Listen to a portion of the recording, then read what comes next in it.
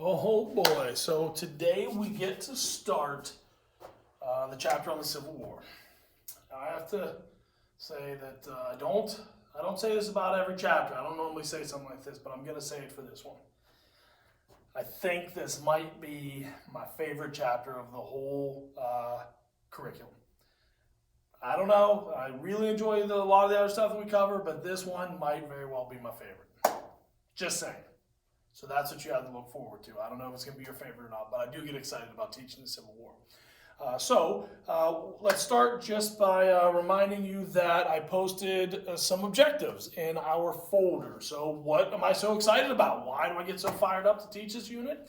If you take a look at those objectives, I want you to review them, go through them, just get a sense of the direction we're headed and the things that we're going to be talking about. So you can do that on your own. Those objectives are not an assignment. There isn't anything you have to do with them other than read over them. But I like to give you a little roadmap so you have an idea of where we're headed.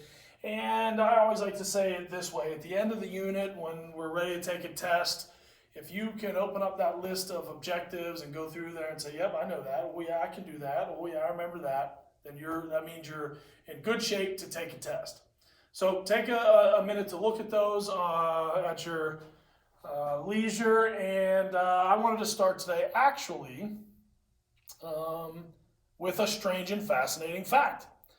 So I started this a few years ago where I decided to start sharing a strange and fascinating fact, at least one, and sometimes it's more than one, every day as I was teaching the unit on the Civil War.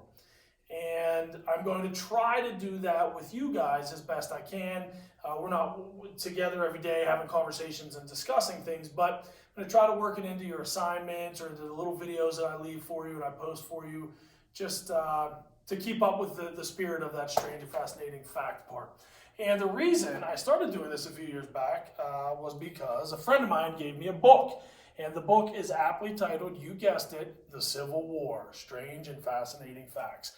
One of the cool things about the American Civil War is how many strange and fascinating facts surround the whole story. You can watch documentary after documentary or History Channel show after History Channel show that are oftentimes simply based on strange, cool, interesting, fascinating things about the war. There's just too many to even cover, right? So I'm going to try to hit as many as I can and share them with you as we go through.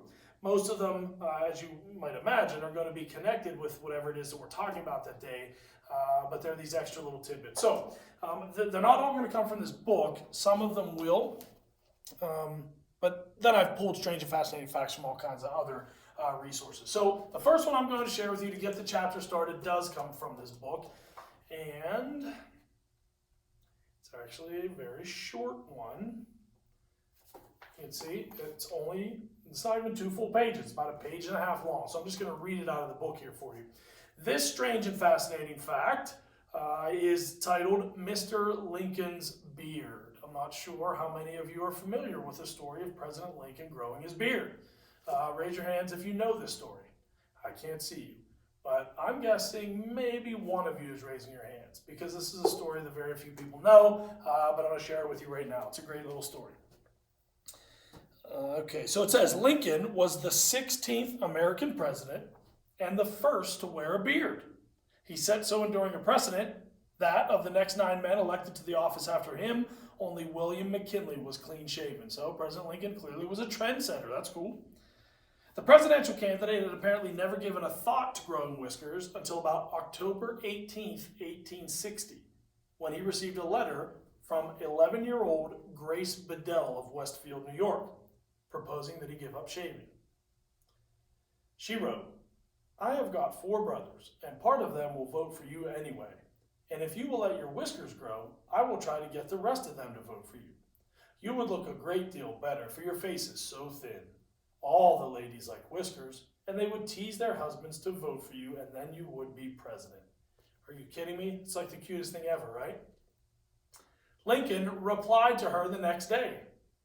As to the whiskers, having never worn any, do you not think people would call it a piece of silly affectation if I were to begin to grow them now?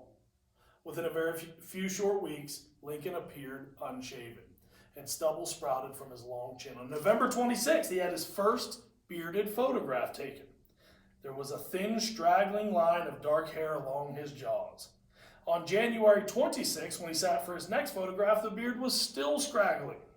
And only by February 9th, just before he left Springfield, Illinois for Washington, D.C., had his beard grown into the familiar appendage on the most famous face in American history. So how about that? Close your eyes and just try to imagine and picture President Lincoln.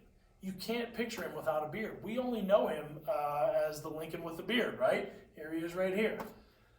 But oddly, he only had that beard for the last 4 years of his life. The whole rest of his life, never even thought about wearing a beard.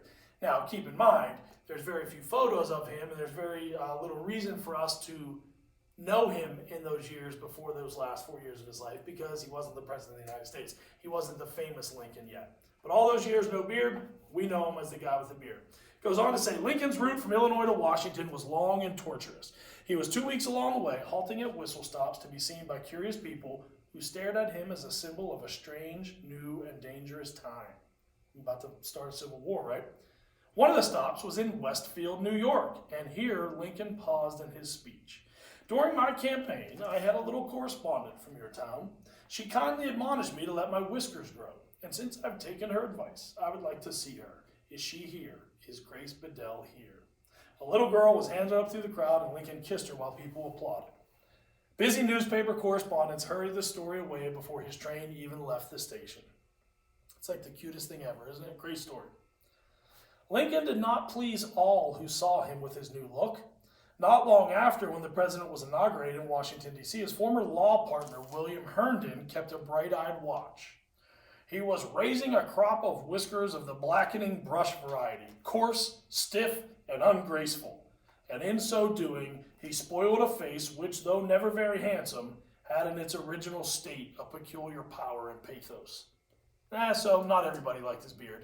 But what's the lesson here? You guessed it. Grow a beard and you become the president, right? Okay, maybe there's a little bit more to it than that, but pretty cute story. Maybe it's grow a beard because all the ladies like whiskers for you guys out there. I don't know. Now, there's one other little tidbit to this story that I like to share, and that is the local connection. Where was this little girl from? She was from a town called Westfield, New York. Does anybody know where that is? It is not very far from here. If you head up 79, you get on 90, and you start heading towards like Harbor Creek and Northeast. You know where that is? Once you get to Northeast, you're almost in New York State, and boom, you cross over into New York State. So it's not that far from here to cross into New York. Westfield is like the next exit once you cross into New York. It is not very far from here. It's a little town in southwestern New York. It's probably about 40 minutes for you to drive there. So you might want to get grandma, grandpa, or mom and dad, or somebody to take you on a trip up there, because there's a statue of Abraham Lincoln there in Westfield, New York, to commemorate this stop that he made along his way to Washington, D.C. Funny story about that. I was reading, I had known the story for a long time, but I was reading about statues of Abraham Lincoln. This is a couple years back, and I read that there was one in Westfield, New York. I didn't know that. So, of course, I told Mrs. Weibel, like, get in the car, we got to go to Westfield, New York, because it's a short drive down Route 90. And, of course, she was like, oh, my gosh, here we go. Like, seriously, we have to drive over there to look at a statue of a president? And I'm like, yeah, let's go. Now, it helped when she realized that there were wineries along the way, because that's where all the grapes are grown and everything. So she's like, all right, I'll go. So anyway, we drive over to Westfield, New York, and it's a really little town. There's not much there. But we cannot find this statue. I'm like driving around the intersection in the middle of the town, in the square, by the park, nothing. So we stop in a store and we go in. I'm like, I got to ask somebody. We go in, I ask the clerk, hey, I heard there was a statue of President Lincoln here in town. We came to see it. And this little old guy, he says, oh, you mean the statue of Grace Bedell? And of course I said, yeah, the statue of Grace Bedell. And then he proceeded to tell Mrs. Weibel and I the whole story that I just shared with you about the beard and this little girl from their town. And I had just told Mrs. Weibel the whole story on the way over as well. But we listened to it, we humored him. He was really excited to tell us about it, because it's not a statue of Abraham Lincoln. It's a statue of the most famous resident ever from this little town in New York, Grace Bedell. So we did find it. We went, I took some pictures with it, and you too can go see the statue of Grace Bedell, and maybe see President Lincoln while you're there as well. All right, so there's our first strange and fascinating fact, and we're going to leave it at that as we dive into the chapter on the Civil War.